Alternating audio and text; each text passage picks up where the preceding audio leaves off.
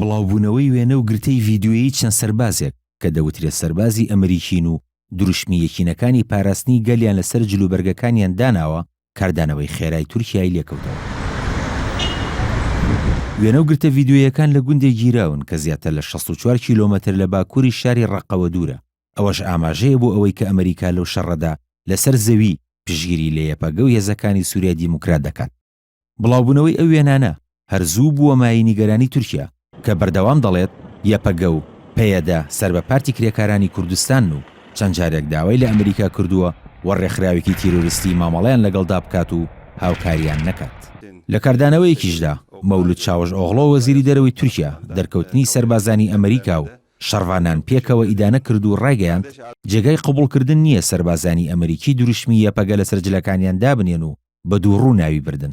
بەرپرسانی تورکیا بەتایبەت ڕەژەب تەیب ئەردۆغانی سەرۆک کۆمار چەند جارێک ڕخنەی ئەویان لە ئەمریکا گرتووە کە وەک ڕێکخراوێکی تیرۆریستی مامەڵە لەگەڵ یەپەگەدا ناکات.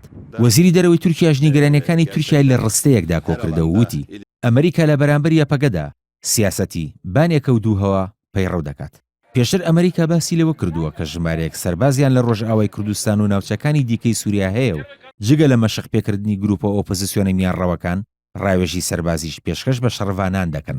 چەندین جاریش ڕایگەیاندووە کە ئەوان جیاوازی دەکەن لە نێوان پەکەکە و یەپەگەدا و یەپەگە بە ڕێکخراوێکی تیرۆریستی نازانن بەڵکو وەک گرنگترین هاوپەیمانی خۆیان لە سووریا لێی دەڕوانن.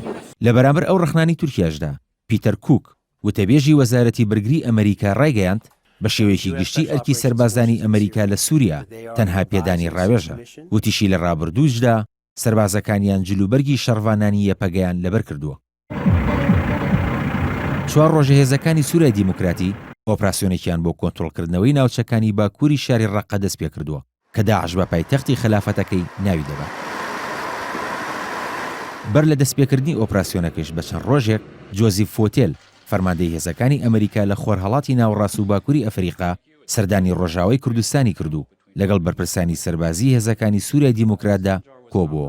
بەوتەی چاودێرانی سەربازی ئەمریکا دەیەوێت هەژمونی خۆی لە سووریادا زیاتر بکات و جێپەنجەی لە شەڕی دژ بە داعش لە سووریا جێهێڵێت.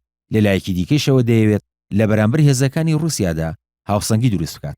دەژڵێن سەربازانی ئەمریکا پسپۆڕی زیاتریان هەیە و هێزەکانی سووریای دیموکراتیش سوود لەو پسپۆڕیە وەردەگرن بۆ کۆنتڕۆڵکردنەوەی چەند ناوچەیەکی باکووری شاری ڕەقە لە زووترین کاتدا و بە کەمترین قوربانی. کاروان شێرمەحسن NR